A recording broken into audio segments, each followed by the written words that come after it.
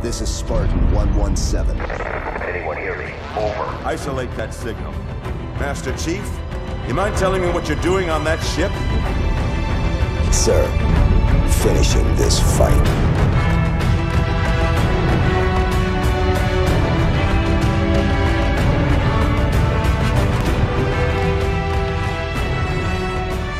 And welcome back to Finish the Fight, a Halo podcast. I'm your host, Jesse Reiners. And I'm your host, Alex Kendall.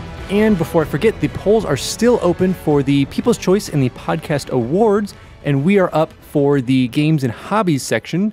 So if you haven't already, we would truly appreciate it if you could go ahead and cast your vote, and let's see how far we can take this. And as always, let's go over some community updates within Halo itself. So I think one of the biggest ones at first is Halo 3 is finally, we have that date for it coming to PC. Yeah, so it's going to be here in 2 days on Tuesday, which is July 14th. So yeah, we'll be seeing the full launch coming out from then. As well, we see an update to MCC itself with CE. We're getting some visual upgrades and a couple skins and actually making it enjoyable again to kind of be able to play with your character and skin up your vehicles. It's really cool what they're doing with it. Now, some may think of it as a scapegoat because they're like, hey, we've got no other Infinite news right now. Let's just give you some skins, which is the typical way. But we do also have our Xbox showcase coming out as well. Yep, July 23rd.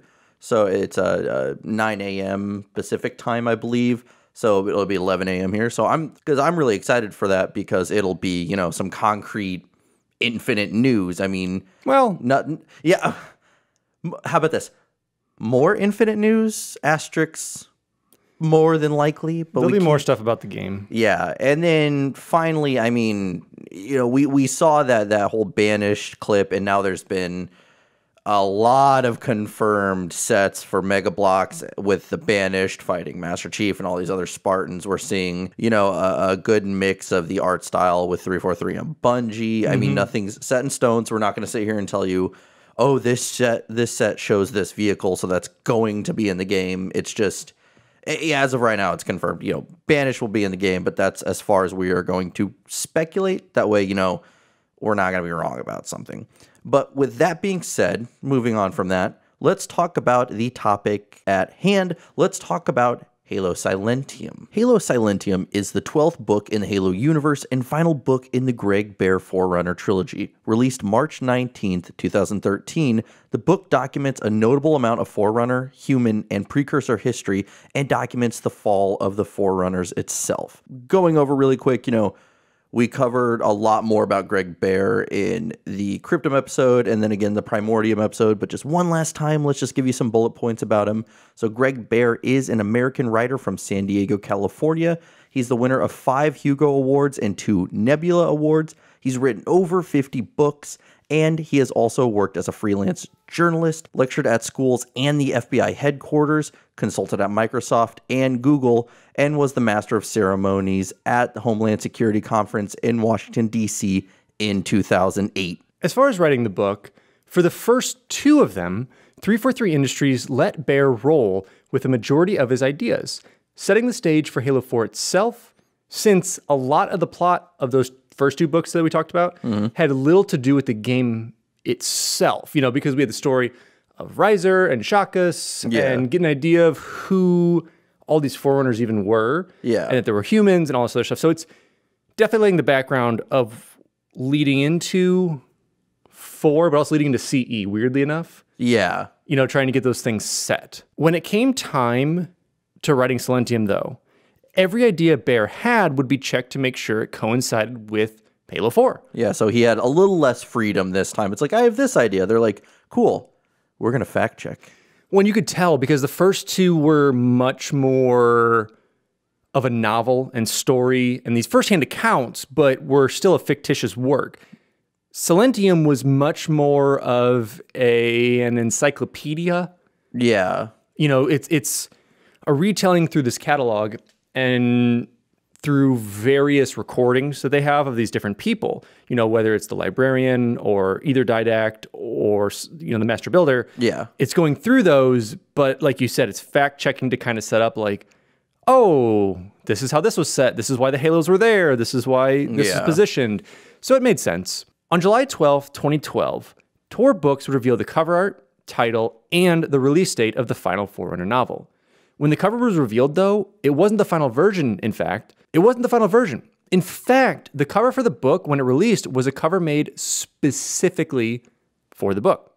The version Tor Books initially revealed was concept art from Halo 4, used as, they didn't say it at the time, but it was kind of more of a placeholder of like, this is what we're going to do. And then when the other two were Halo 4 art. Yeah. So it was just, they were kind of reusing it, and they kind of did the same thing with this one as well. Or initially, that's what you thought. Initially, but in December 2012, Tor would reveal the real cover art. Tor waited until after the release of Halo 4, obviously, to show this cover art because the cover itself contained spoilers. So yeah, it was more, and the spoilers is really just how the Diadact and how the Librarian look, because before then, we had no visual representation. So basically what they did is, if you've seen the cover art, it's like, the Diadact with his hands around an orb that has the Librarian. And essentially they just added that in. So the background was like still the same, like that purple Halo 4 cover art, but then they just pasted that in, really, which makes sense. No, and I think it works. The biggest thing for me was these were supposed to tell the story of the Diadact and the Librarian and really why they mattered in Halo 4. Yeah. So I get they didn't want to spoil it, but at the same time, you release it after the game, so it's kind of like you have to read it after and then play the game again, I guess, to really appreciate both sides of it. Yeah, and even then, like, really a lot of what happened to the Diadact and the Librarian is shown in the terminals. Yes. Like, so this is a very long version of some of the terminals, which really... The story in the terminals in Halo 4 don't come until around the ending of the book itself, because I remember waiting throughout the whole book. I'm like, all right, like when does this stuff kind of happen? But it doesn't happen until like the last couple chapters, really, which is surprising. Because it's even like, why did they include that stuff in the terminals? Why didn't they just create something entirely new that really didn't coincide with any of this stuff? That could be its own kind of separate little thing. You can think of it as a way of backpedaling almost, because they're like, hey, we want to read this superfluous material to understand it, but at the same time, it's like, okay, some people might not read it. I know you and I, the first time we passed through the game, we didn't read the books. We're just like excited about Halo 4 to come out. We're like, let's play it. And you're like, what is this story? It's interesting, but we're not really sure. But yes, as you said, with the terminals, you get a bit more of the history of it. So I think the books themselves just gave you a deeper dive into the lore and the build of who the Forerunners even were. Yeah. And to give you an idea, because this is the first time also in the book, we're really hearing about what Prometheans are and how they got set up. So I will say the book really built on that and really did build on, I guess you'd say, the Diadact's plan or his idea on it and his... not descent into rampancy, but his descent into, it's kind of like whenever you see it in a movie or TV show where someone splits and they're like, hey, we're going to be the exact same people. Yeah. But you realize they both kind of grow apart and one becomes a little bit more evil, one's a little bit more good in a way. And that's kind of what we're seeing through this book. Yeah. So 343 Industries realized that Silentium would actually contain spoilers for Halo 4, so they decided to have the book release a few months after the game, January 2013. Tor would then push back the release date once more to March 2013, just to make sure that anyone who read that book had more time to play Halo 4 first.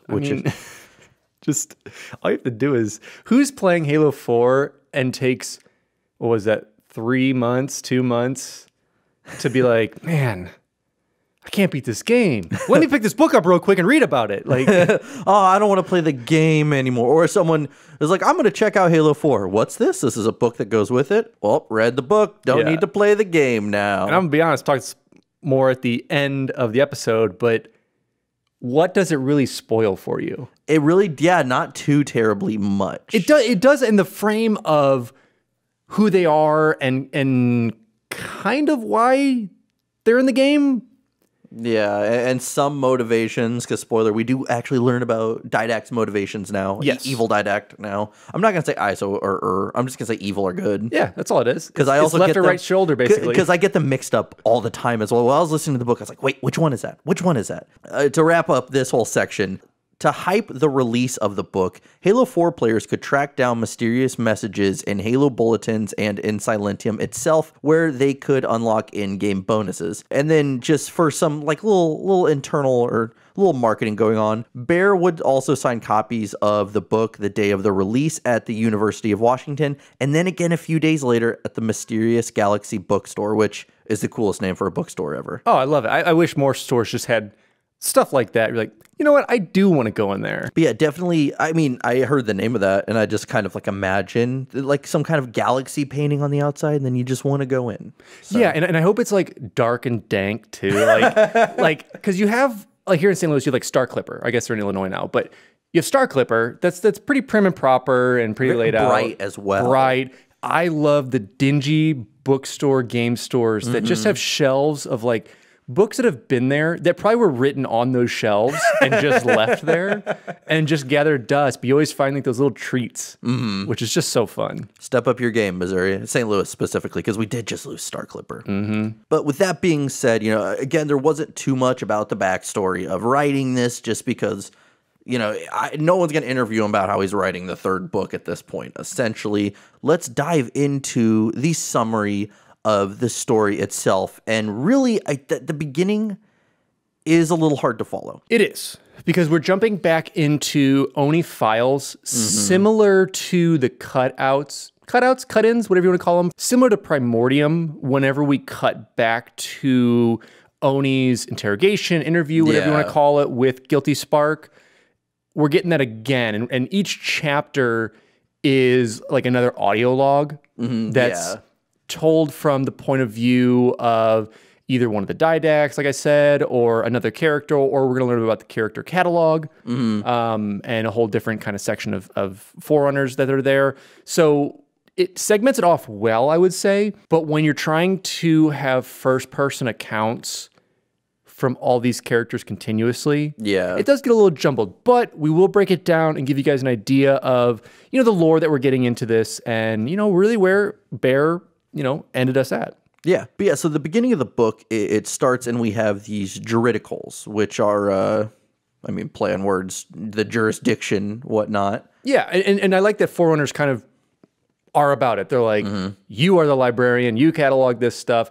And like I said, we literally follow, you know, a catalog, which is a juridical who's there to kind of take all these testimonies down of everything that's been going on with the Diadact and, you know, with the Master Builder and all these other people. So we get a lot of accounts through the catalog, and then the other portions that we're getting is from a damaged monitor that we're pulling this from. That gives a lot of the I statements throughout it. So if you're ever confused when reading the book and you're like, how is there a person or a thing with these people, you realize that it's told from the account of a monitor. Yeah. So we have this juridical who's talking to Haraspis, who is the guardian of the domain, and he says, I need to get in to the domain. I think as we've talked about, the domain is kind of like all the knowledge of the Forerunners, like just this bank of it, essentially. And so he's... Yeah, it's like your supercomputer. It's like your HAL. Yeah, essentially just isn't trying to murder everyone by the end of the movie. But, of course, the senior juridical's like, hey, let me in. And he's like, and Horace was like, you got the password? Just kidding. There's no password. You can't get in. No one can get in. I'm the guardian. No one can get in. They kind of have like this like little debate on whether or not he can get in. Yeah, because he comes back. He's like, what if I get clearance? Well, you could, but you also couldn't because there's no clearance to get. Yeah, he's like, no one can give you clearance, which, come on. It's kind of like the Sphinx riddle. Like, you can never solve it because there's like, it's just a loop. Like, there's a never-ending type thing. Where like, everyone who could get in is dead. But if you could get clearance, you could get in. But they're dead. But you can't because they're dead. Yeah. But if they weren't dead, you could, but they're dead. And then Haraspis has said that for about 9 hours, and that's the book, essentially. Yes. But no, the juridical is wanting to get information about the precursors. Yes. Because this comes up a lot. The precursors are a huge part of this story now. And so, you know, wants to know what happened with precursors and the Forerunners.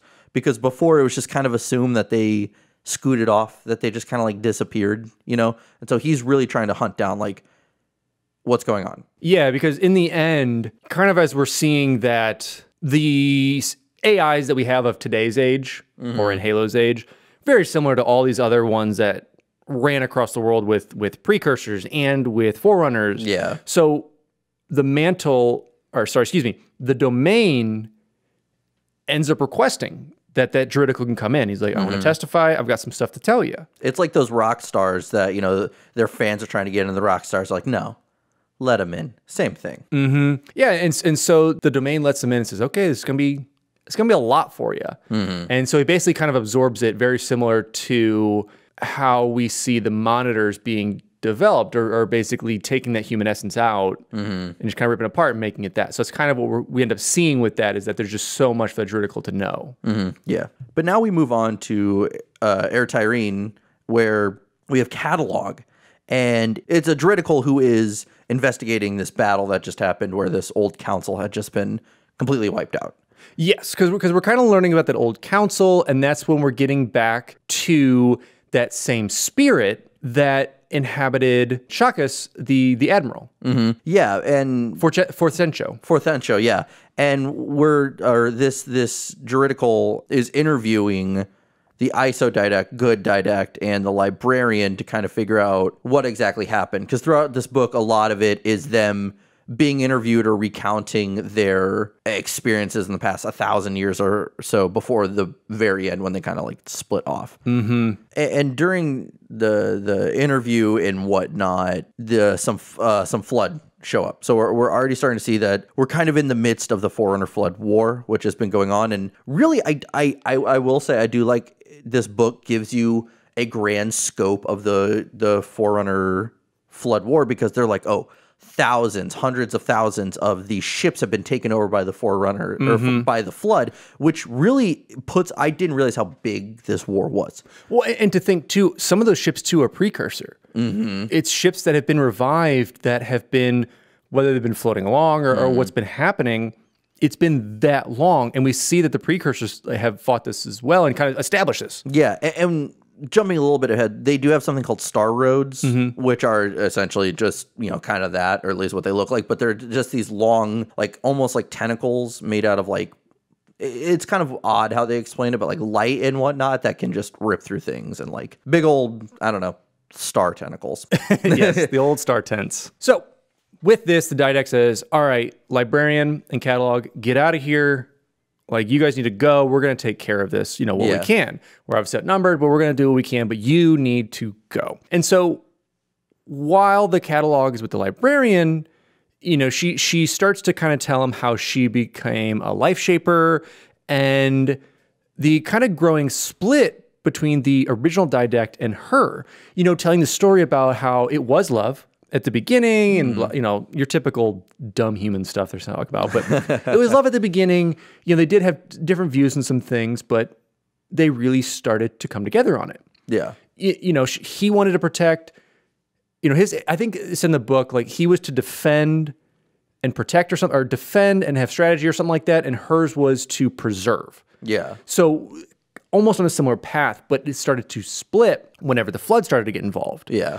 Because as we learn, the Librarian was kind of wanting to, she was a catalog herself of taking all the different lives across the galaxies and almost putting them into not a zoo, but kind of a zoo, to study them and preserve them, so that if there were tragedies to happen, she could then help repopulate. And I mean, we see that in Legends.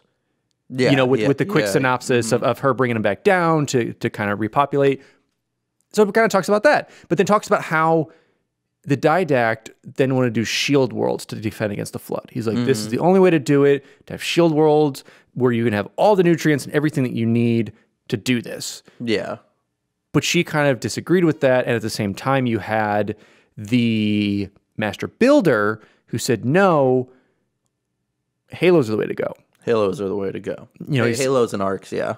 Halos and Arcs, you know, because, and we'll learn throughout this, we're going to kind of jump around just because it makes it easier for, I think, us to tell it as we go, is we'll eventually get an interview with the Master Builder talking about why he chose to do these, and that it was kind of a scheme at first. He's like, I need these Halos. And then he goes, oh, I think everyone from the council's like, no, you don't, that's ridiculous. And he goes, okay, what if I build these arcs that will preserve life on them? you know, it's what the Librarian wants. Yeah. And it's actually better than the Shield World, because the Shield Worlds were doing that too. Like the Shield Worlds can bring everything in. And I think that was the one thing the Master Builder was missing out on, trying to preserve this life and to have it. So he goes, okay, the Arcs will do this. But on the other hand, he could also then build more Halos with the Arcs. Yeah, he's like, oh, this is the best of both worlds. It's kind of a Halo and kind of a Shield World, but then it just poops out Halos. So Yes. everyone wins, essentially. Yeah, because he's like, oh, you know, I'm going to win and we'll know this. And we kind of go on a little bit and then talk about really the life of those early years of the Diadact and the Librarian. Yeah. Because we talk about their estate. Like it was this beautiful ornate estate. And she even says something to the effect of like, well, the warrior class wasn't known for ornateness. You know, that was just kind of like, I do, I kill, I save. But apparently their home was like gold inlaid. Like he had an interior design sense. And he knew what he was doing. And so, you know, they had this talk about what's going on, all these aspects before he was exiled. Yeah. And talking about trying to preserve the world, but then this is kind of where we start to see that tear a little bit. Where he starts to go on the defensive aspect of it, and he talks about the Shield Worlds, and she's like, no, we need to save this. So we get a little bit of background on their story. This is essentially right before he went into exile, correct? From the very first book where they're kind of like prepping the Cryptum for him. They're like, you got your favorite DVDs, you got that specific Kool-Aid flavor you like. Of course. Okay. You don't have a DVD player. This is an issue now because you have DVDs but no DVD player. What's up with that? And then he just went in anyways. He's winning anyways. It happens. Yeah, and so obviously he's in his exile. But it also talks about how the Librarian wanted to figure out the origins of the Flood, and she had learned that, like through the political scene and through some knowledge to assist the Master Builder, that she proposed this expedition to a local galaxy known as Path Chthona, where there was said to be basically this whole library of just all the aspects of the Flood and their origins, like all these kind of lost stories, because it's kind of like one of those forgotten worlds. Yeah, but it is so bizarre to me as well. Like, oh, you want to know the origin? It's over there. We don't go there. Yeah, but it's over there. It's that library no one goes to. It's the reference section where you gotta be quiet in there and go into these panes of glass. Like no one really goes there. Essentially, yeah, because that's what it is. So they do go. So it's the Librarian, Keeper of the Tools, who is a builder, and then a miner named Clearance of the Old Forests. Very literal names. I love it. Mine would be Jabs on Way Too Much. But and then there's Chantigreen and Bertholite as well, who are also life workers. And so they arrive at Path Chthona, and at first it's like, okay, there's nothing really going on here. It's just kind of no life or anything like that. And they start to find like ancient precursor stuff, and so they're kind of digging through. I don't know how they dig through this stuff. They're going. They got through, a miner. I'm picturing it's that dude from not El Dorado. What's the Atlantis movie? Yes, the Atlantis movie. The little mole guy. Yeah, they just have him just like running around and blowing stuff the dude up. just boom stuff. That's what I'm picturing. That's essentially it. So they do eventually discover life, and what they discover are more Forerunners on the planet. But these aren't regular Forerunners. These are very primitive Forerunners. Like, they're very surprised. There's no armor. I think they even said that these Forerunners eat meat, which, you know, Forerunners haven't eaten meat for X amount of years. You know, they've evolved on from that. But so they're kind of confused, and eventually this one older Forerunner, older woman, approaches the Librarian, and, you know, it's kind of like pulling on her arm. Like, it's kind of like this gentle, beautiful scene where it's like, oh, like, yes, I'll come with you, little woman. I don't know. And so eventually, though, she pulls on the Librarian's arm and just chomps on it, just bites on it real hard, and then like smiles big and kind of scurries off. And to go back a little bit, the Librarian had kind of shed her armor at this point to kind of match with them. Yeah, because she said, you know, if we're not in armor, they'll kind of be more complied to walk up to us. Yeah, because I think they'll recognize that we are Foreigners as well. Even though we're kind of a whole different aspect of Forerunner, without the armor, we're very similar. And yeah, so the older woman, she was Glow of Old Suns. We learn a little bit later because so she just, like Jesse said, chomped on her arm and just kind of sat there. And the Librarian, I think, even talks about this. She's like, no, this is a challenge. Because the warrior immediately starts to like rush up to like take this old lady out. She's like, no. Can you imagine he just comes and just hits this old obliterates lady her with the butt of his rifle. She goes flying. Yeah. So yeah, because basically she said, no, this is a challenge, this is a test. So the lady releases her chompers. The dentures are still in there. Have to pull the dentures out. She puts it down and they're like the joke dentures. Yes, that's exactly what happened. So she pulls back and you could tell like the old lady kind of accepted that. That yeah, you're a true Forerunner. You let me bite you.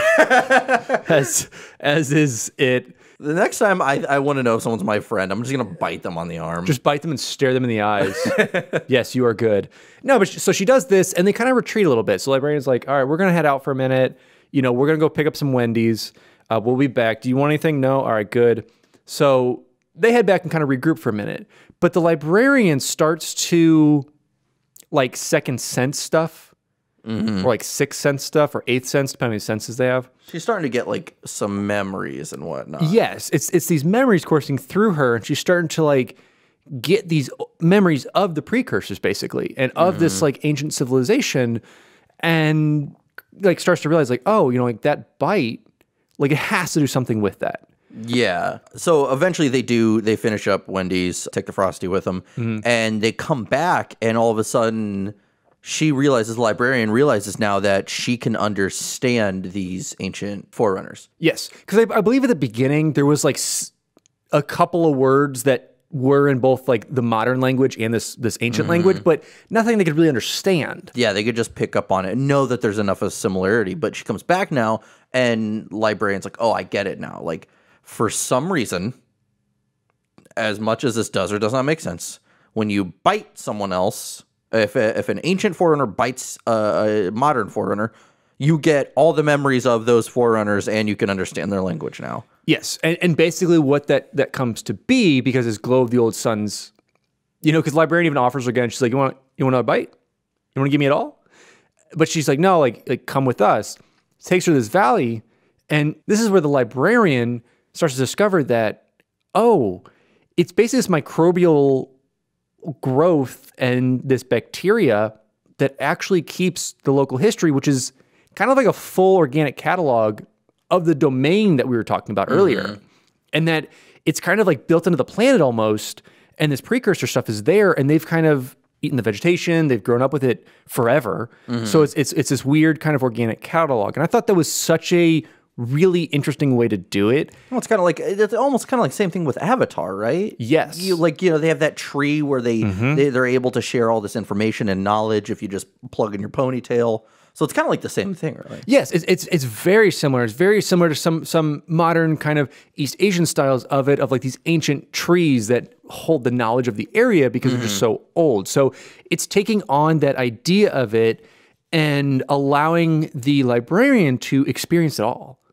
Yeah. And so, with this, she starts to, actually get her knowledge of the precursors, and really why these ancient Forerunners are there is because, the ancient Forerunners attacked the precursors. The precursors were like, listen, we know we created you, we know we created humans. We're not going to, we hold the mantle of responsibility right now to reseed life and make sure everything's golden.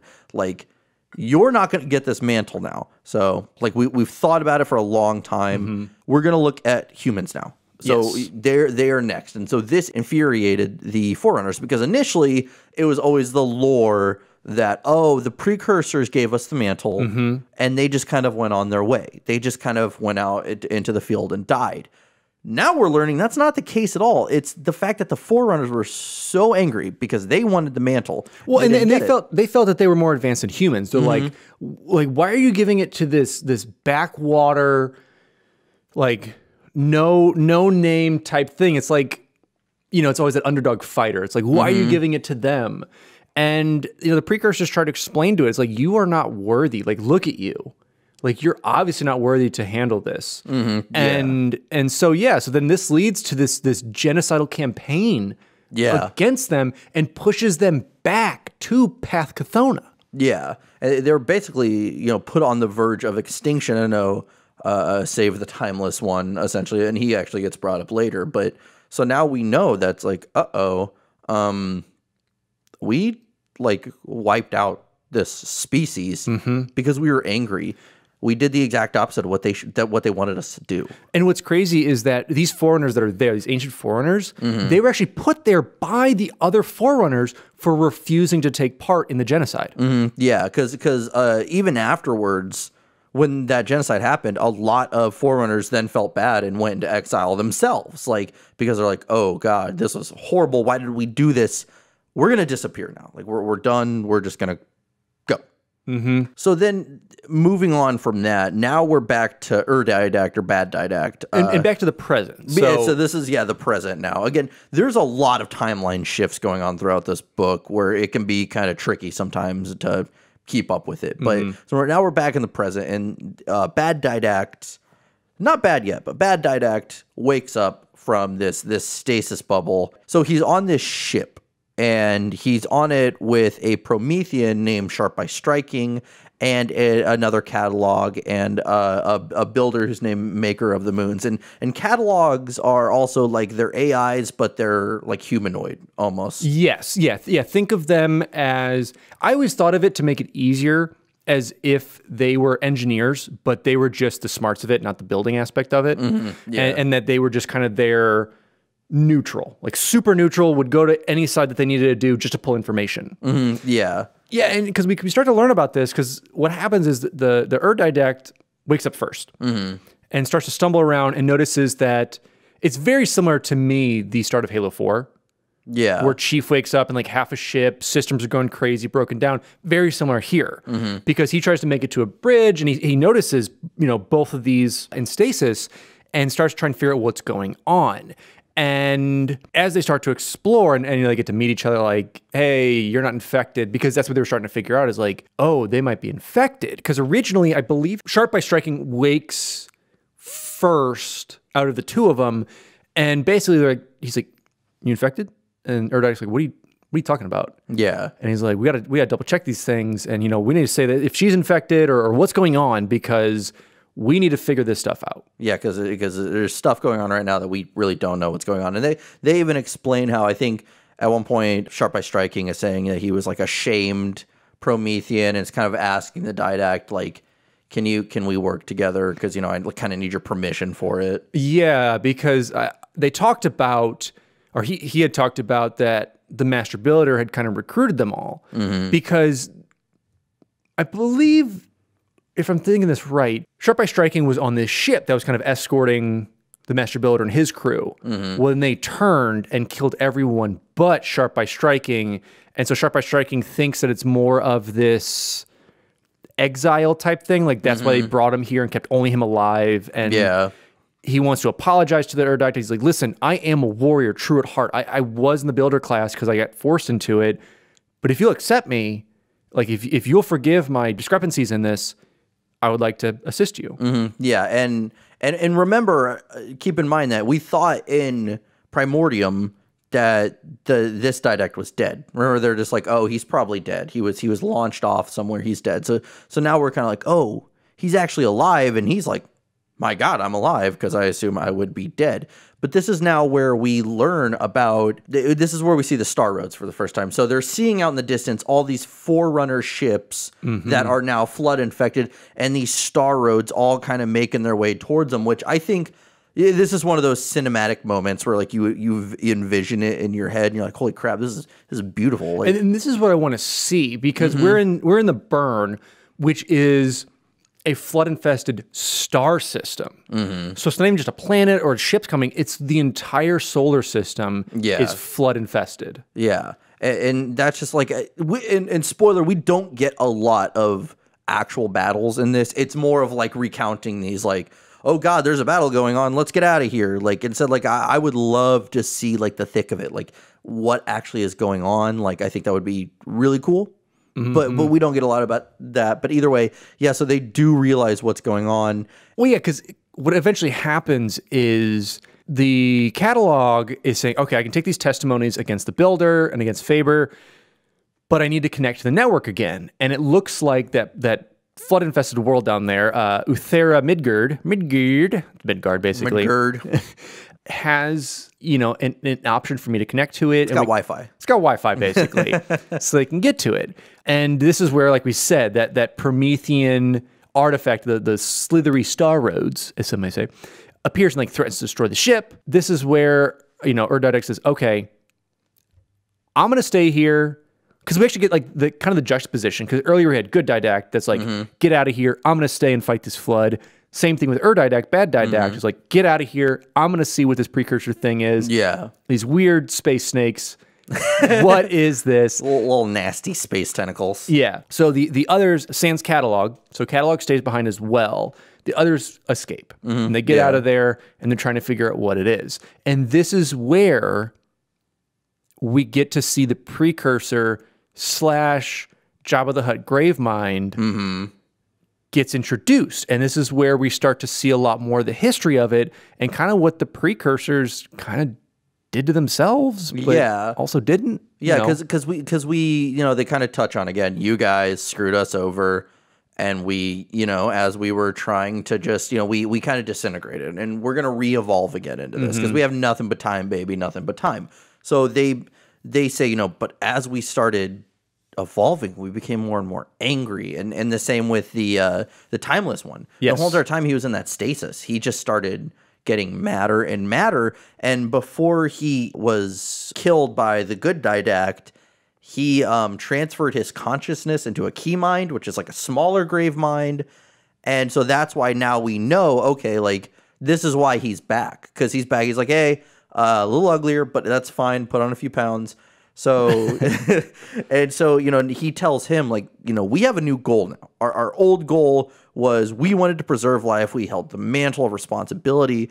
But now we're so angry. And I think he says a line that I like that's like, when we look in the mirror, we want to see like only ourselves. Like, or if everyone looked in a mirror, they would only see us. Like, he's trying to say no one's going to come against us again, because now, you know, it's the opposite of what we wanted to do. We don't want to preserve life anymore. We want to consume it all. We want to be one entity, one being, which is the flood. And we're seeing that what that actually really is that, so whenever the precursors were under attack and doing this, some went dormant and some turned to that powdery substance we see. And we hear in the other ones where they fed it to their dogs, and they ate their dogs and they became flood, basically. Yeah, yeah. So what that is that the precursors can regenerate. They have nothing but time, like you said. However, it rendered them kind of defective, and all it could do is create this disease of a thing. They couldn't like connect like they wanted to. They couldn't kind of form to make a being of themselves. It just became this weird, almost parasite. Yeah. Where like they joined with the host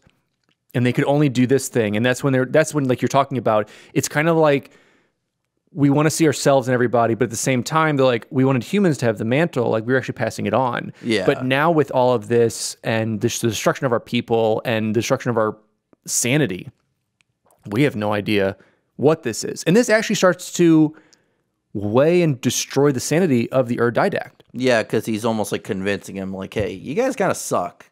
So just keep that in mind. And it's kind of like that whole idea of like what the logic plague is basically, it's like the Timeless one can basically convince you to go crazy. Yes. Essentially. It's very similar to whenever the Gravemind kind of grabbed both Chief and Arby.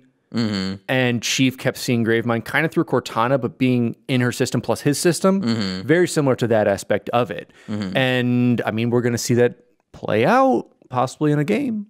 Possibly. We're never going to see the flood in the game, which is weird, but we're going to see kind of that idea of it. And yeah, and like you said, this is to wrap this up.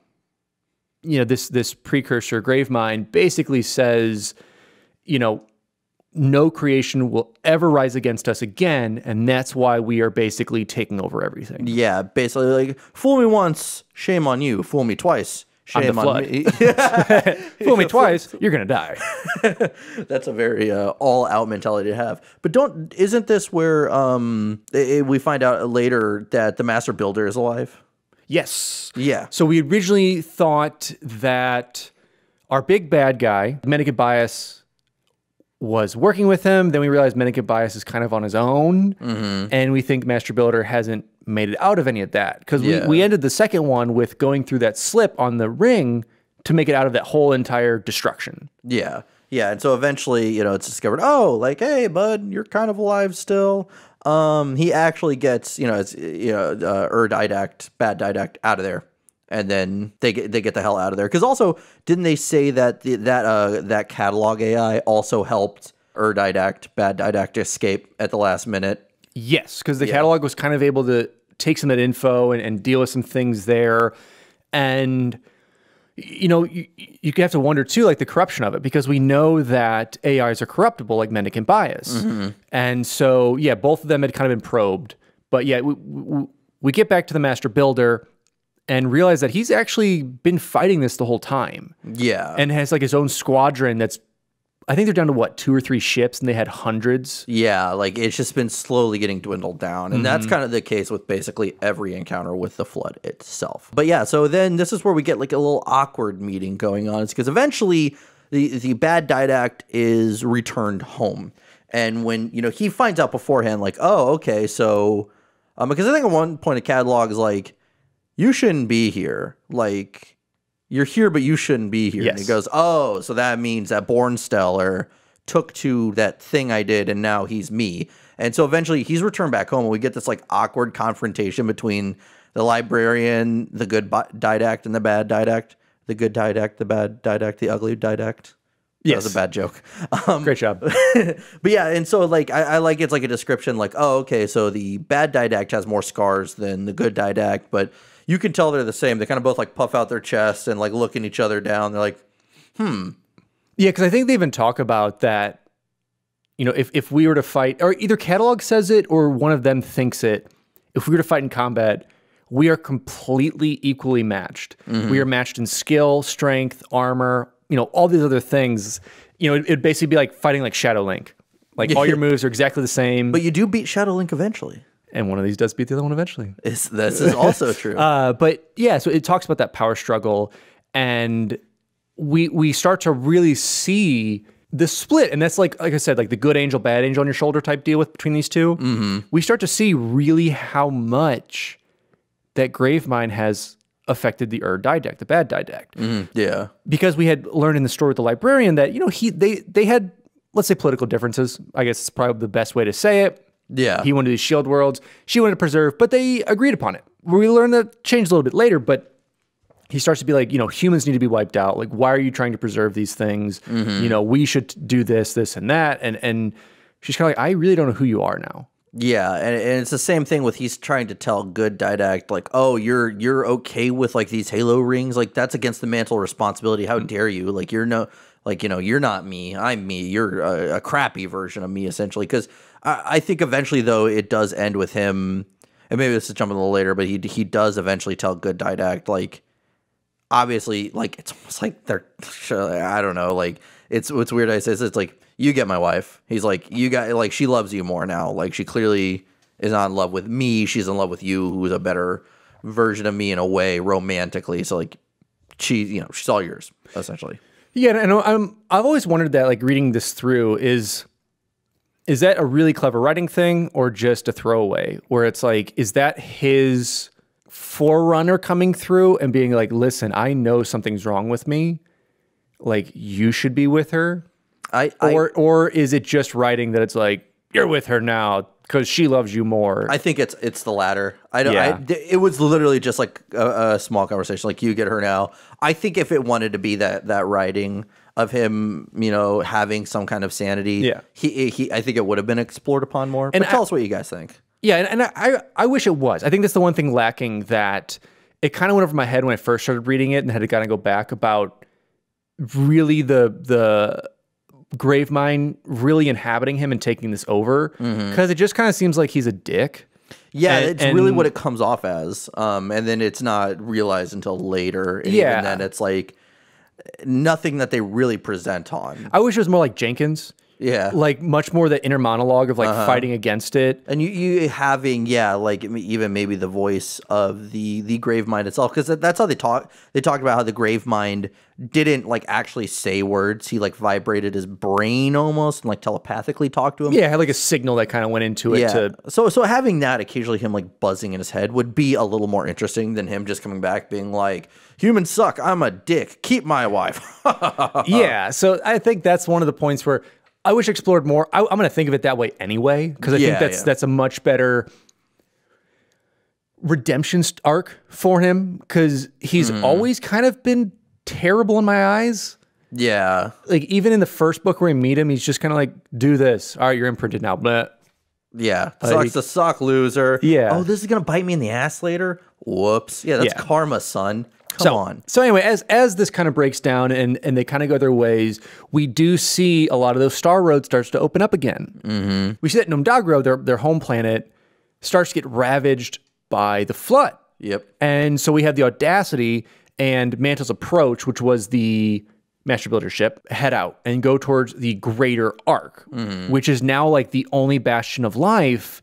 And really where they're trying to send all these ships, they're like, hey, if there are any Forerunners in any systems, jump to this location. Yeah, just go. Just because we need to defend this area. And even then, isn't there at one point they do jump into like this council meeting where they talk about, there's almost like this debate between what the Master Builder did, whether it was right or wrong, whether he is evil or not, because he is and he isn't, because it's like they're like, oh, you've been doing all this really bad stuff. He's like, no.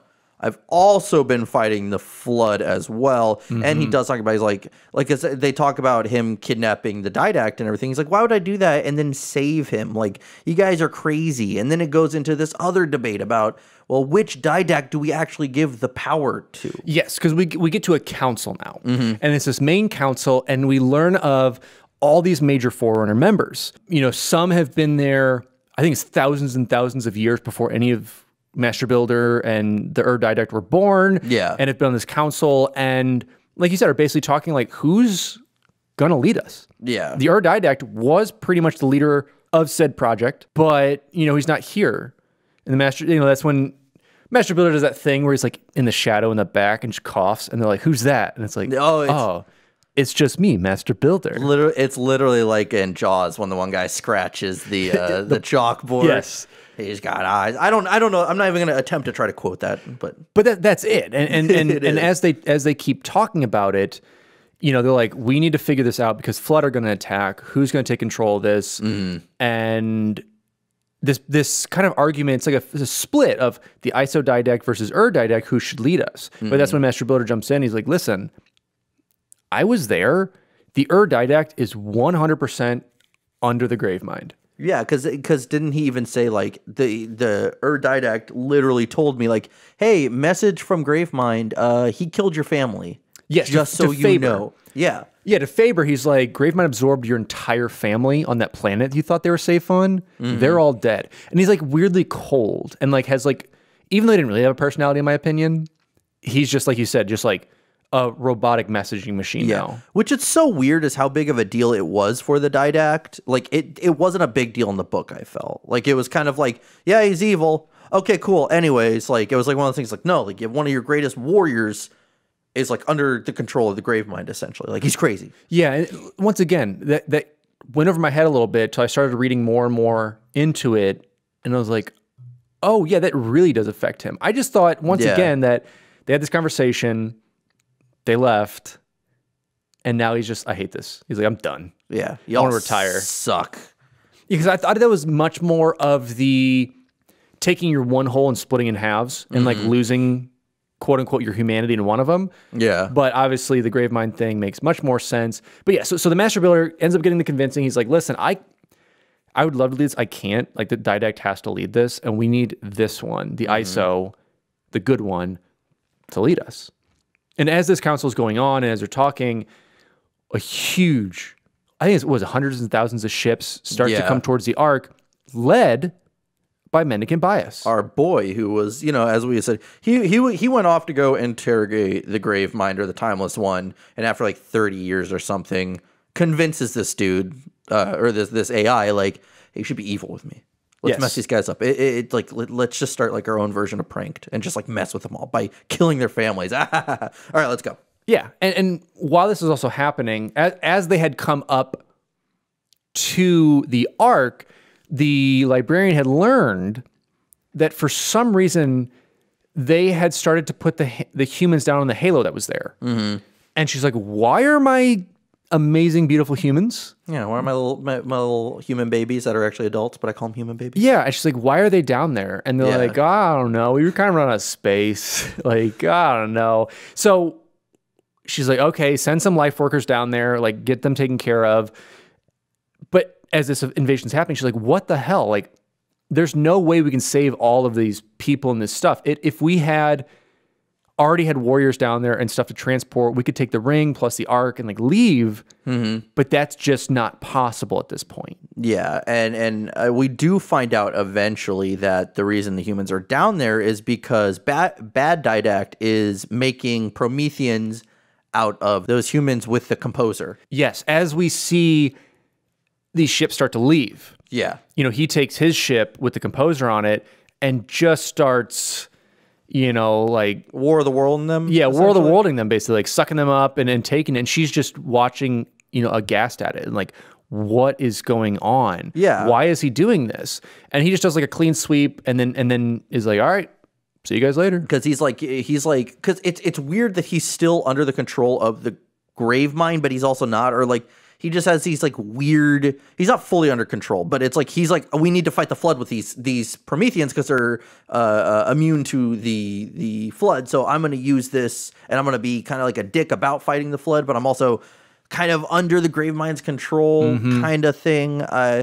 But afterwards, like, and then he goes off to Requiem. Yes, because he's going to his like coup de grace shield world. Yeah, and that's where it's like, probably at one point 343 was like, include Requiem. They're like, and he goes to Requiem. Yes, it's pretty much the setup for it. And the crazy thing about this is, you know, this flood invasion's happening, and the ISO Diadact, you know, they basically said, listen, this greater arc, this is lost. Like, we're going to do what we can to do these defenses, but ISO Diadact, there's actually a lesser arc. You need to go there. Take the catalog and go there. Like, get out of here. That's going to be like our only last line of defense. Take, you know, whatever biomaterials you can. So take any remnants of any of the species we've saved and go. Yeah, and so that's where this kind of like, we're starting to near the end of the book where it's like this last stance of like everything starting to come together. Like, this is like truly where we're starting to see the downfall of the Forerunners, really. And through all this, the Librarian comes back. You know, she's livid. Obviously, she just like watched her whole population of humans get wiped out. We then meet a familiar face, and she brings up Monitor Chakas. Yep, 343 Guilty Spark. And says, you were once human, and you still retain your humanity in a way. I need you to do me the biggest favor of all. I need you to save the last remaining humans on this greater arc. Yeah. You know, and among them is Riser and his wife, you know, his family. And we learn that. And then I think that's really what like sparks Chakas to be like, yes, I will. Yeah. Like I'm supposed to be controlled kind of by the Diadact and by this stuff, but I can override that if you give me these specifications. And throughout this, we also learned that this lesser arc was built in the time that the Diadact was in the Cryptum. So he has no knowledge and no recollection of where this lesser arc, or even that's around, which in turn doesn't allow the flood to know. Yeah, because they could, you know, he's kind of letting them know. And he's kind of the beacon right now. Like the flood is following him because they're like, oh, we know exactly where he's going. Yeah. So eventually, then, you know, jumping back to Good Didact and Faber and other Forerunner commanders, they do activate a halo to just buy a little bit of time. Yeah, because I think the Master Builder really convinced the Council, because the ISO Didact was there whenever he activated the halo originally in the first book, and was like, listen, you know it works. Like, we wiped out all precursor stuff in that area, and then we can attune it to that. Yeah, so we can do that once more. And when they do that, it does destroy some of the star roads and the Forerunner fleet, But unfortunately, the greater arc and that halo are destroyed by the Star Roads eventually. It doesn't destroy them all because I think, I don't know, you needed a little more bang for your buck. Yeah. And this is, sorry, to recount a little bit where I was, this is now where they're like, ISO Diadact, get out of here. Yes. Like, take what you can, get out of here, because we need to protect that lesser arc. Like, we'll defend what we can here. Like, it's lost, but we'll buy you time. Yeah, and I think this is really where we see the end of Faber. He finally says, you know, go on. This book is a lot of, go on, I'll fight them off. Yeah, because Faber ends up giving him his ship and is like, that's my slip. We got one more slip space jump. Take my ship and go. Like, I don't deserve, like, not I don't deserve this, but I want to go out with a bang of glory for my family. Yeah, and also just kind of atonement as well, because we learned he was like, he had the Palace of Pain where he was in the previous book where he was torturing humans and all this stuff. So like, he's finally like, okay, I'm going to go out with a bang. I'm going to be a good guy. Finally, I've kind of been a good guy, but I'm really going to be a good guy. So get out of here. So that's when they go now to the lesser arc where there's 6 more halos because there's 7 at the time. The 7th halo there's 6 that are being made. The 7th one is the one that they had escaped on originally. Yeah, because they had already made the 6 of them that are there, and they're getting in position like, okay, there's 6 new ones, plus that 7th that was able to make it through the portal whenever Mendicant Bias had like crashed the Master Builder's trial. Yeah. And it had crashed the party. Crashed the party. Yeah, it made it through there. And we start to see that, because that was installation 07. Yeah. And this is where the ISO Didact comes back in and meets up with Shakas again. Yep. And it's like, I really enjoy this point, because they both talk about it. They're like, man, we've come pretty far. Yeah. Like, we're not who we were, but we are. Yeah. Like they both have like this really cool, like, reminiscing of first meeting on... Remember when you were going to rob me? Yeah. Yeah, on Heir to Tyrene, like talking about that and, you know, all these other aspects of which I thought was just really cool that, like, nothing can be the same, but, you know, this is what we do. And I really like that this is where the ISO Didact starts to schedule everybody about what Halo they're going to be on, and talking with Chakas and like, hey, Chakas, I want to give you a name of endearment for this thing, which I think he also says is like a repentance for their sins.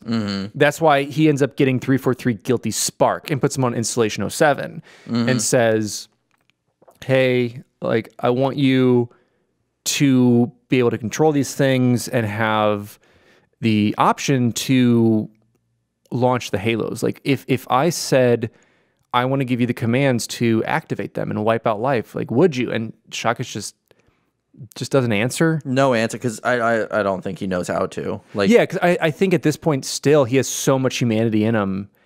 It's still like a moral dilemma. Because the 343 we see in CE is like, yeah, dude, whatever you want to do.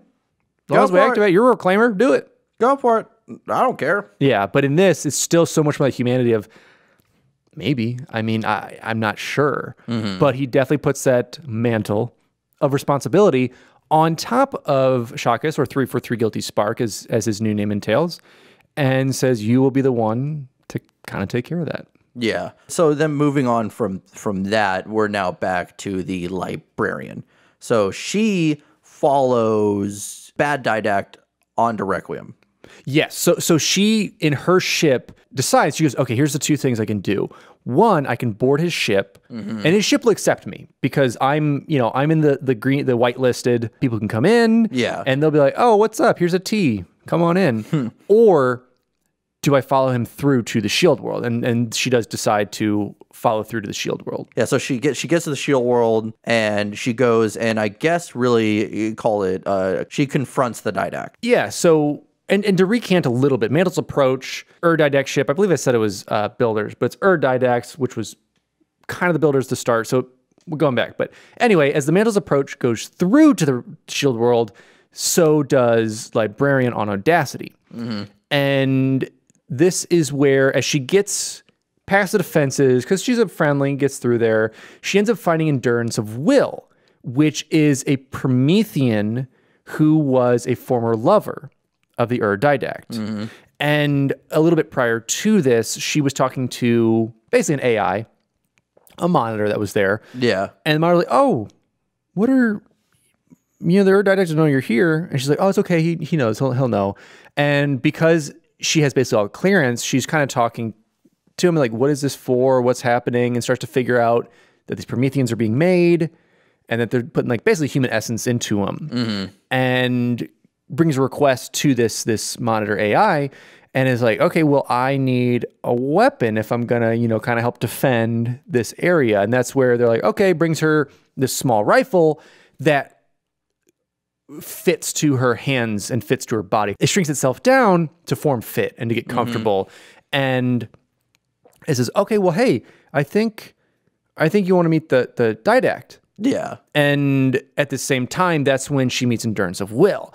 And she's like, oh, Endurance of Will, she's not the biggest or like the most tough, but she used to serve one of the council members, and we learned that was a lover of the Diadact, and holds this bitter resentment against the Librarian because she's like, you know, you stole my relationship, you stole what I could have had. Yeah. But the Librarian tries to reason, is like, listen, you're a tough warrior, like you're a Promethean, like why are you allowing this to happen? And starts to like chip away at her exterior.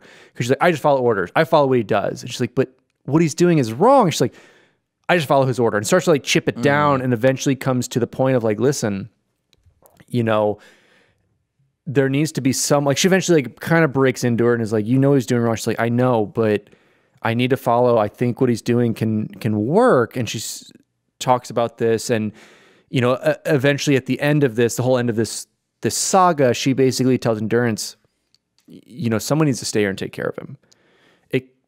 It can't be me, because obviously we've fallen out of love. But like, you obviously harbor feelings for him and you trust him.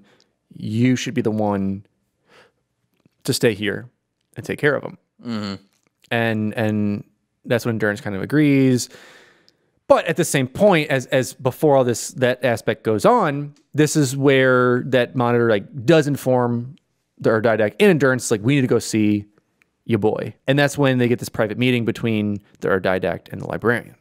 Yeah, and so he's like, oh, you're kind of calm. Like, I assume you'd be pretty mad about this whole me killing all your humans kind of thing. But she has that rifle with her, so he has his defenses down because he never turns to her. Because I believe his armor's off. Like he's just in like a relaxed position, and she's kind of going like, listen, I don't agree with what you did. However, I'm here for you.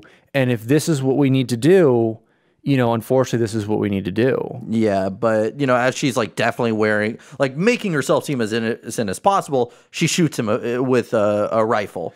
Yes, and I like that what Bear put this, like, his expression as he, because I think he turned, and as he turned, sees the rifle leveled at him, and came to terms with it, and, like, knew it was going to happen. Yeah, he wasn't surprised. Like, when he got shot, she said that, or how it's described is, like, how he looked was like, it was about time. Yes. And he gets put down, and this is where then he gets put into the cryptum, because she's like, if he's in this cryptum long enough, all this work can be undone. Like, yes, and he'll fully heal through there, and that's where going back to Endurance of Will is, that's when the Librarian's like, listen, someone has to be here to take care of him, to make sure if he comes out of this, or just to, you know, sweep up the dust that appears around him, you know, take care of him, that you'll be here. Well, another interesting thing is, I don't know if we touched on this, is that they talked about how the domain, they always thought, because, bear with me.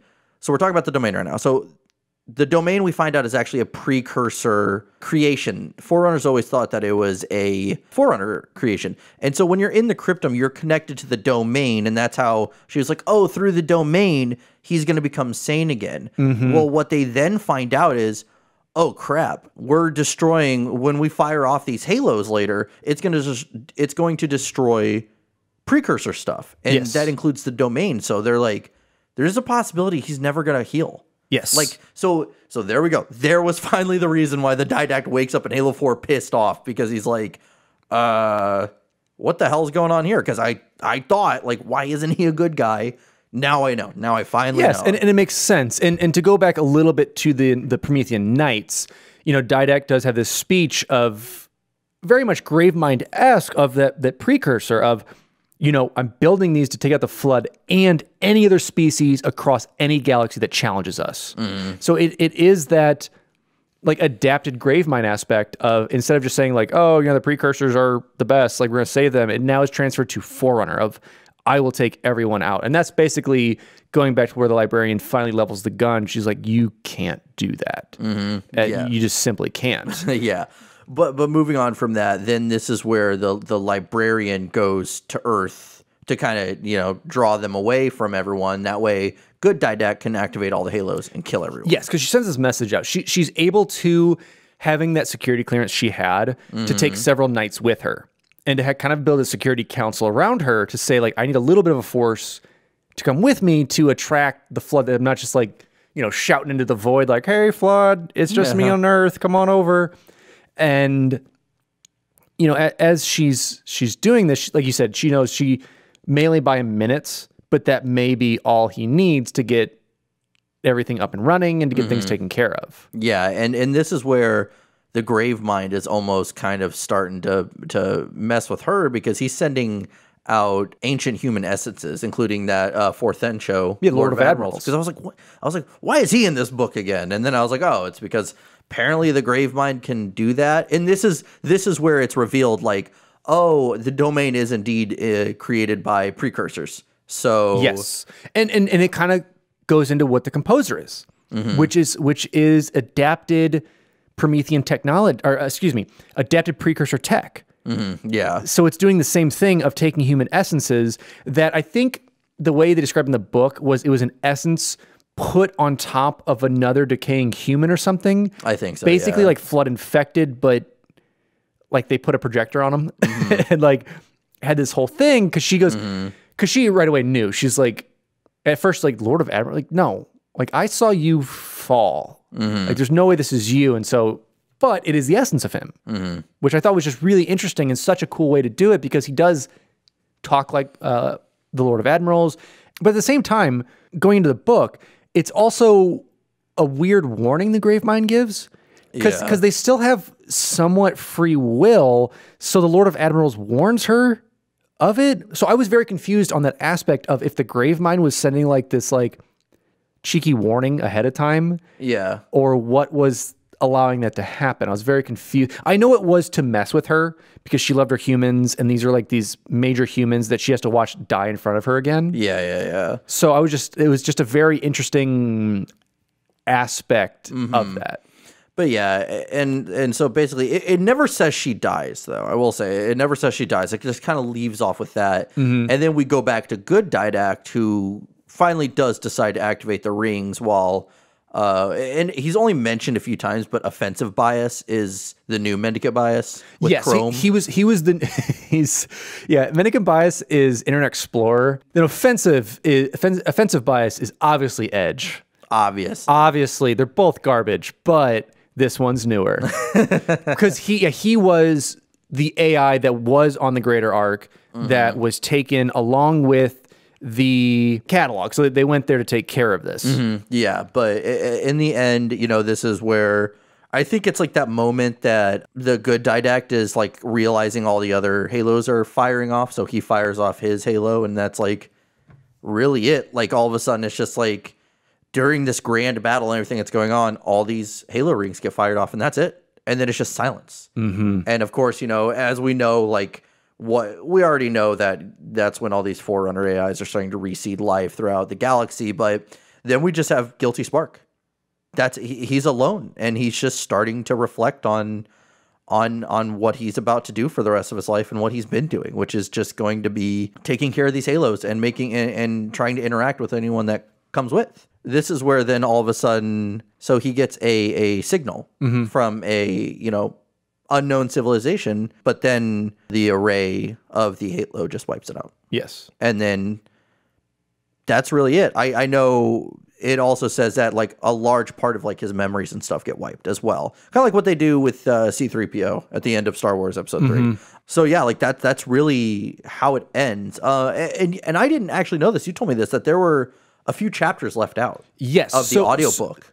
Out of the original book. Oh, okay, yeah. So the way that the book was originally laid out, I forget the numbers off the top of my head, but I believe 4 to 5 of those final chapters. So there was 39 in total logs. So I believe that 4 or 5 of those were actually part of Halo Waypoint and released later to kind of get you over to Halo Waypoint and get you more about those ending aspects and get you more about 343 Guilty Spark. So when they're talking about more that civilization building up and 343 getting his memory wiped, that's kind of what those added aspects are. And I think we have one more talk, that they were able to save a riser and put these people onto this aspect before the ring's fired, that was included. A couple more details I just want to add that I looked over that could potentially tie in with 4 and some of the other stories we get is that we see that as the Librarian is going down to Erde Tyrene Earth to draw the flood away, she actually gives the title Life Shaper over to Chantagreen. Who's one of her life workers. Yep. And says, and that's when Chantagreen's like, no way, I cannot inherit this. Like, you are the life shaper, you're the life bringer. Like, this is who you are. She's like, listen, I can't guarantee I'm making out of this. I'm a diversion, I'm a distraction. Me and these knights are going down there to do what we can. And, that's when Chantagreen then takes the ship and heads out. So it's a little tidbit in there, but it might set it up very similar to our ISO aspect of it, not in the same way of splitting and kind of imprinting, but to give that title and like, you are now the new life shaper, potentially new librarian. Chantagreen, see you later. Peace. But well, yeah, that was the overall summary of the story. I mean, clearly, go read the book. There's a lot going on in there. Let's touch really quick on what does this do for the lore. So we do realize the true fate of the Diadact from the first novel, because again, remember they talked about how, he died, but really he didn't. And again, this was really, really important to me, is we find out why the Diadact wakes up so pissed off in Halo 4. But furthermore, we also learn more about Faber as well, and how he kind of turned into a good guy at the end. We learn about who, and these are some small things, we learn about who offensive bias is, the half to the whole of that battle. But we also learn about how really Forerunners had fallen to the flood, and we learn finally like who the Precursors really are, what happened to them, and what happened to ancient Forerunners as well. Yeah, I would say between the 3 books, the 2 were pretty much set up to give us an idea of who these characters were. And this third one really was the lore buster. It was the encyclopedia. It was like vomiting this data at us, which in turn I think Bear did a great job presenting for the most part, getting it out there. And, I'm really impressed with just how much it gave us. Because like you said, it gives us the history of the Precursors, history of the Flood, history of humanity, and history of the Rings, history of the Prometheans. It gives us so much to lead into 4, and I'm just disappointed that it was released after it. I think it would have done so much more for 343's credit to get it before that. And really, I wish 343 had pushed a bit more on telling people about this and reading it. Yeah, and I mean, we'll discuss a little bit more of that around the end. But let's talk about just really quick, release versions and reception. So, of course, we have paperback and hardcovers along with audiobook, and then kind of Halo Waypoint, if you think about it. So you have like an edition release on Halo Waypoint to get really the almost the 343 launch of it in a way, of saying like, come check out our new Waypoint. It's gonna have some cool 343 stuff on it. Check out some audio logs. We're like Bungie. Do it. So yeah, it was stuff, and I'm glad that what they included on Halo Waypoint wasn't crucial to finishing or understanding the book, but it was nice to bridge some gaps. So some say, some could think of it as, oh, this is extras added in to bridge stuff we didn't talk about in the book. Or just to culminate to see how, because basically this is the start of CE and 4. Yeah. Is really where we're seeing this built up as. So yeah, I was excited about it. I'm gonna wait till the end, but I will say out of the 3, this so far, or is my favorite of them. Yeah. But let's talk about the general reception of the book itself. So fans would consider Silentium the highlight of the trilogy. Instead of being told from one perspective, it's told from several during the fall of Forerunner society during the Forerunner Flood War.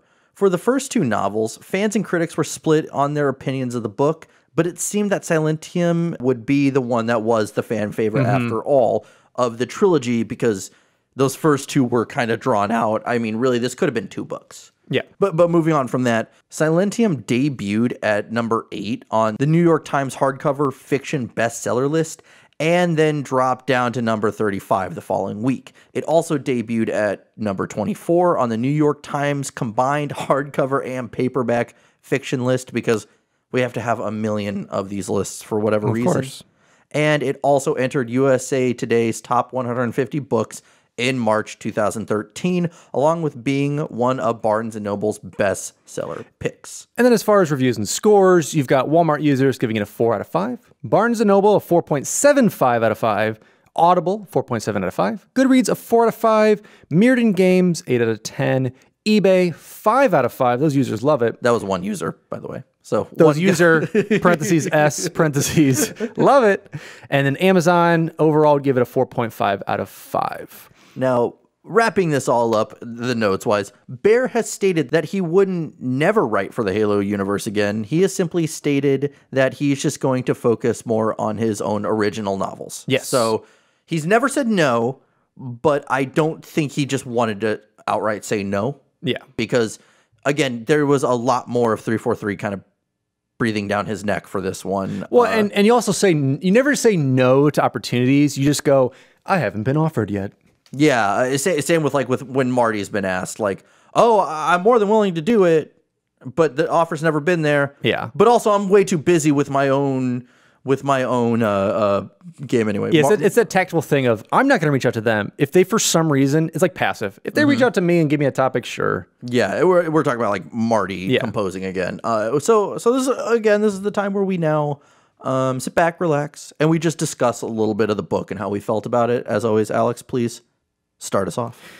So like I said, this was kind of my first foray into the Forerunner trilogy. So jumping into that. So I was very nervous going to this third one because I wasn't a fan of the first two. I don't like first-person narratives like that where I'm introduced all these new... I'm in a somewhat familiar universe. It's obviously way in the past now, so it's a whole different universe, but stuck within Halo. Yeah. And it was just kind of hard to follow some of it. I thought, if you read it 6 or 7 times, you probably get a lot more out of it. I'm not doing that. And we're not going to do that. Yeah, because on to the next one, essentially. Exactly. And so, I think it goes back and forth of, fans either truly wanted this or like me, I didn't mind not really knowing who the Prometheans or who the Forerunners were, who are like these old gods almost. Yeah, and also learning about how the Flood came to be. I mean, personally, I just didn't want to know this. Like, believe it or not, there is some good in a sense of mystery. Like, you don't have to know everything about everything when it comes to the lore and everything. I said everything. And everything. Yeah, and everything, whenever you're talking about everything, it's just everything, man. It's just everything. No, I agree. I'm not a big lore person really on anything. I like to dabble and see kind of what some stuff is, but I don't need every answer immediately answered. I guess you'd say, or every question posed has an answer. Yeah. I'd rather have some of that mystery to it and let it unfold, I would say naturally. Yeah, as it's presented throughout the games, or even it's like you don't have to know it, like Dark Souls, for instance. Exactly. And, if Bungie had, let's say, started to introduce a lot more of this over time, and like in CE, we're like, oh, it's not a natural formation. And we see it as a Halo ring, and we start to get more ideas about that. And we get the arc, we get all these other things that come through it. But I think if we had subtle details about kind of who the Forerunners were, whether we see like a shadow of one, or like some of these aspects of an idea of like a Promethean, or like finding a relic about it, I think it would have been introduced a little bit better instead of just kind of, boom, there it is. Yeah, and as I said, like I loved the allure that the Forerunners were a mystery. I mean, in Legends, I think that was enough. That Origins, that was enough for me. We see who they are, but we still really don't know who they are. Yeah, you get an idea of it, and you get some little bits and pieces coming out of it. I will say, like I said, between the three of them, this is my favorite, and I think Bear did very well at telling these aspects. I know your one big complaint, I think you're going to bring it up, is there wasn't a lot of battles or sequences with the Flood. No. And I agree, but I think overall, this is just more of that recanting and getting us set up. And I think did it very well. And a lot of it foreshadows a lot of the stuff we've already seen, which I thought the tie-in was amazing. Even the tie-in between that Judicate going in and kind of getting his mind all absorbed in there, and then that same aspect happening way in the past with the Librarian getting bitten and having an organic aspect to it. I thought the juxtaposition between that was fantastic.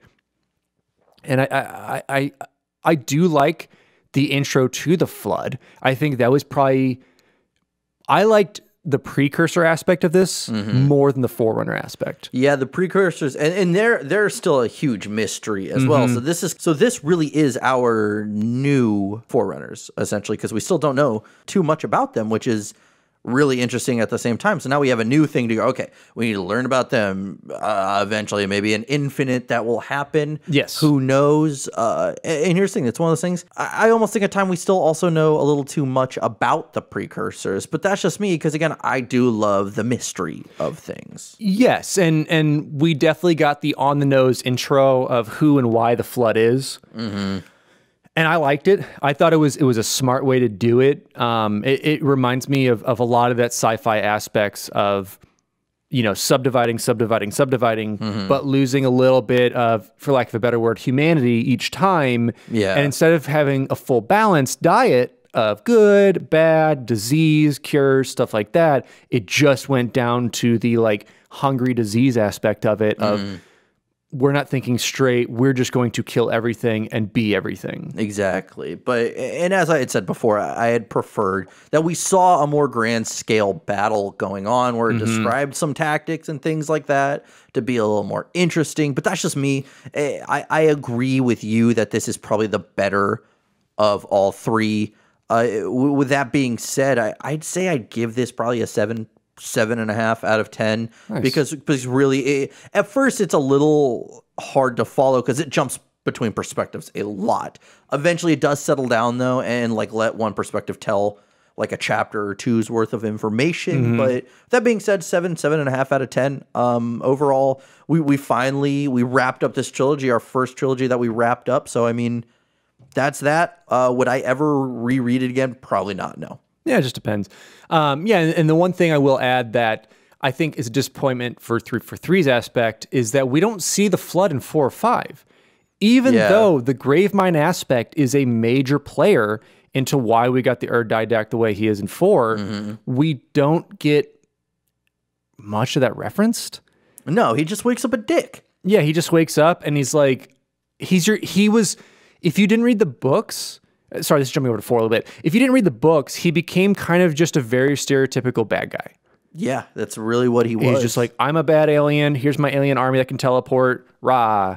But all right, so my rating for this, I'd probably give it a big bowl of Floodspore cereal that has 7 essential grains and minerals out of probably 2 starships that were kind of cool named that I did like. Plus the aspect of the only arc that was saved was Master Builder because he was a bad guy, then a good guy. Now he's middle, which is kind of interesting. Probably out of, I really want to see some artist make a flood-infested galaxy out of 7. Okay. Out of 7. Okay, we'll take that. But yes, that was Halo Silentium. I know it had a lot of differing opinions within the the Finish the Fight community about these books itself, but we finally got through it and we're moving on. And Bear, overall, however people perceive your work, you still were the one to bring us the Forerunner lore itself. And as always, I want to thank those who are supporting us. It's helping us transition. So this episode might sound a little different for you guys if you haven't noticed already. We are doing a studio transition and having a full build out for it.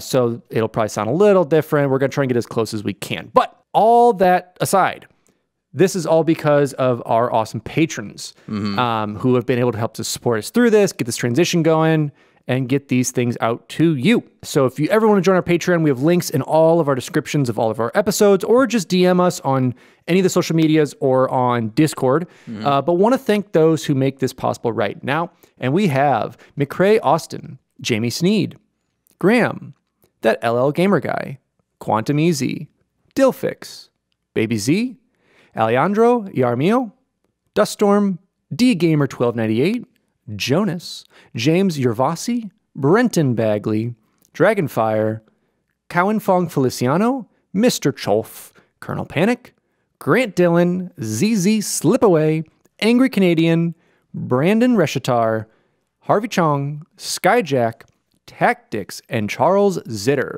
So, with all those names added up for you guys, if you don't know, one of our Patreon milestones, I guess you would say, is that once we reach 25, Jesse and I will play through all of Legendary CE.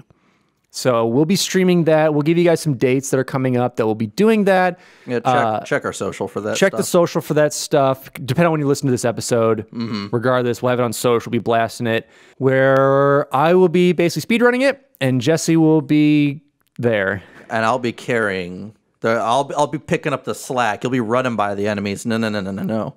I will be taking them out. Yes, that's pretty much what's going to happen. So it's been awesome to help with these guys. And if you do want to join, we've got some really awesome rewards for each tier. You can check those out. If you have any questions, send it to Jesse or I.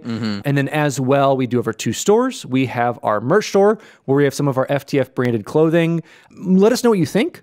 Right now, it's a lot of logos, a couple other things. But if there's anything else that you want, whether it's the art prints on shirts or mugs or whatever, let us know. There's some other things that we're going to be adding in, as well as our print store on our Etsy. And we've got that linked everywhere. And I know we've been getting a decent number of orders coming through there. So I'm getting those out to the print shop and shipped ASAP. So if you have any questions. We're seeing more and more orders come in. So, thank you guys for if you have ordered merch or if you have ordered prints as well. Yeah. Because it helps. I mean, as I said, we're building out a new studio. So stuff like that helps a lot because we can actually be a little lucrative about it. We can afford walls. We can afford walls now.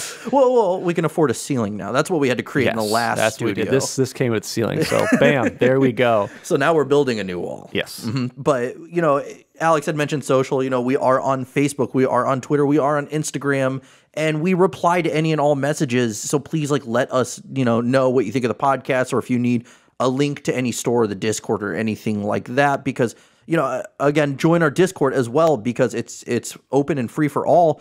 Because really, it's growing all the time, and it's really fun to see just all these different kind of conversations pop up and just discussing the podcast itself or Halo itself. And then, as always, you can find us on any and all podcast platforms. If you are going to leave us a review or give us, a star rating, please do that on iTunes. It helps a lot. And then also, if you are listening on Spotify, continue to do so, because that will help us in the long run as well. But again, that was Halo Silentium.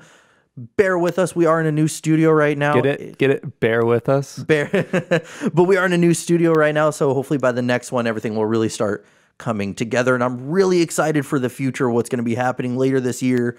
You guys are going to hear some awesome things coming from us. That's all I'm saying. Some stuff that we've been working on since January that we're going to be putting into this, this kind of new season that will be coming out of the podcast. But with that being said, I'm your host, Jesse Reiners. And I'm your host, Alex Kendall. Thank you for tuning in to Finish the Fight, a Halo podcast. Halo. It's finished. No, I think we're just getting started.